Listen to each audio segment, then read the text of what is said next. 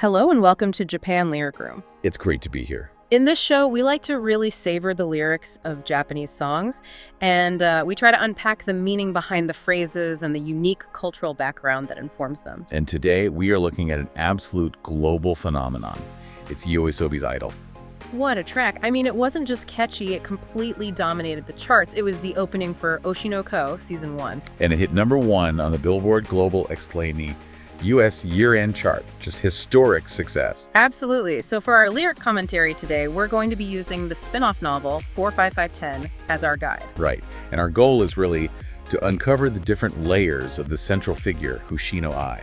She is just this incredible bundle of contradictions. You have the perfect, polished public idol on one side. And then the hidden, lonely, and frankly deceptive person behind that mask. It's all about that duality. Exactly.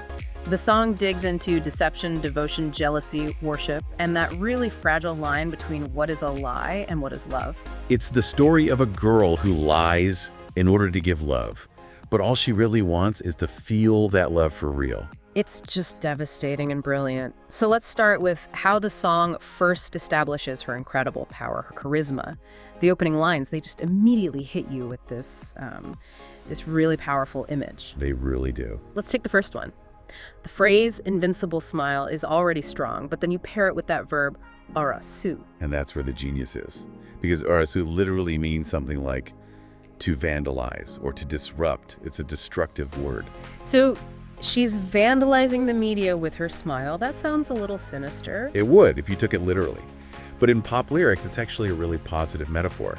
It means she dominates with such an overwhelming presence that she just disrupts the entire landscape. So it's not destruction, it's more like saturation. Exactly. She's too bright for the room. The song immediately establishes Ai's dual nature. She is pure and angelic, but also just completely overwhelming. And it seems like even her flaws are part of that overwhelming charm. Let's look at the next line. Manage it great. Even her clumsy moments belong to her charm zone. Yes. This is such a great window into a specific cultural nuance in Japan. How so? Well, the word Nukitoru, it describes someone who's a bit airheaded or endearingly clumsy. You know, they might forget things or seem a little bit ditzy. A lovable scatterbrain, basically. Precisely. And in Japanese culture, little imperfections like that are often seen as kawaii or cute. They're humanizing. They're not seen as flaws. So when the lyric says her area, it means she just completely owns that imperfection. She owns it. She turns a mistake into something irresistible. It makes fans feel like, oh, she's perfect, but she's also a little silly, just like me. It builds that connection, and that connection is deepened by what she doesn't show. If her clumsiness makes her relatable, it's the mystery that makes her almost divine. Right, cultivating that ambiguity. It's essential in idol culture. Fans are drawn to what they don't know. Which brings us to this next line, which is just so tantalizing. Manager secrets that almost show, but don't taste like honey. It's the perfect emotional tease, isn't it? It taps into this classic Japanese aesthetic, where suggestion and withheld information are seen as beautiful.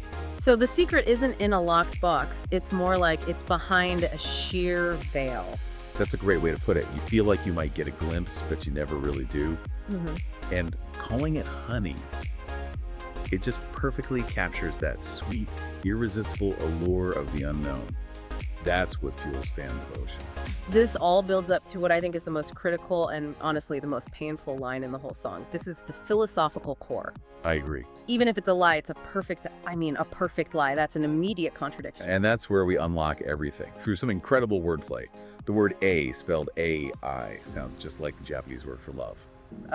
Okay. But idol also starts with that same I sound. The lyric is deliberately conflating the two. So is it saying it's a perfect love or it's a perfect idol? It's saying both at the same time. By fusing them, the song is expressing this really deep philosophy that for an idol, telling lies in the service of love isn't just okay, it's a necessary part of the job. It turns the lie from a moral problem into a professional sacrifice. Yes, exactly. This lines up perfectly with her worldview in the novel.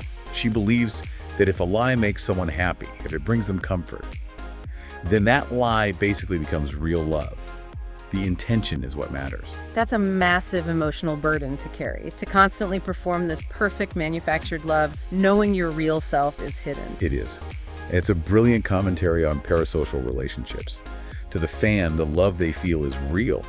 And in that moment, her performance makes the lie feel true.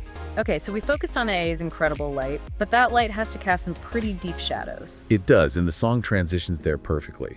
We start to see the darker side of the industry, the hierarchy, the jealousy. And we get a shift in perspective. It's not from an adoring fan anymore.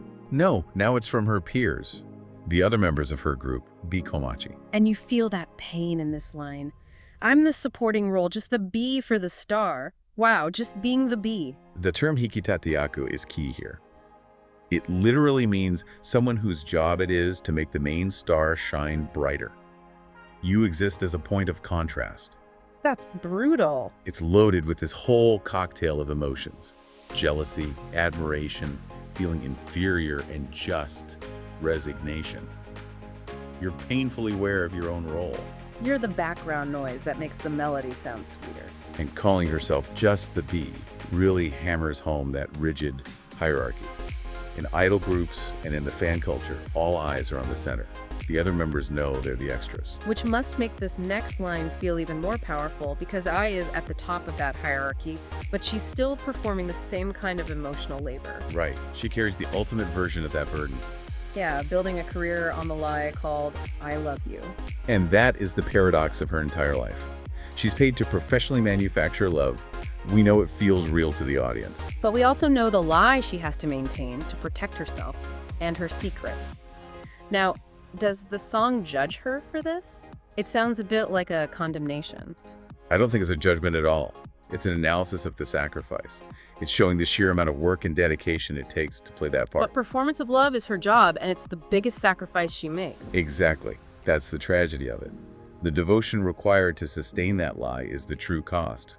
She dedicates her whole being to this performance, hoping it will somehow fill the void inside her. As the song builds to its climax, the lyrics get really striking with their imagery. It directly ties EI's personal struggle to the narrative of Oshi no Ko. This is where that emotional wall she's built up really starts to show cracks. It's all in the gem imagery. Right. Some even my flowing sweat is a clear aqua, these eyelids hide a ruby. That's an incredibly powerful visual. It really is. And anyone who knows the story will instantly recognize Aqua and Ruby. They're the names of her children. Exactly. And their representative colors.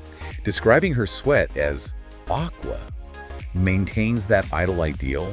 Even her physical exhaustion has to be beautiful. It has to be pure for the audience. She can't just sweat. She has to sweat gems. She has to be flawless even when she's about to collapse. But then you get the devastating contrast. These eyelids hide a ruby.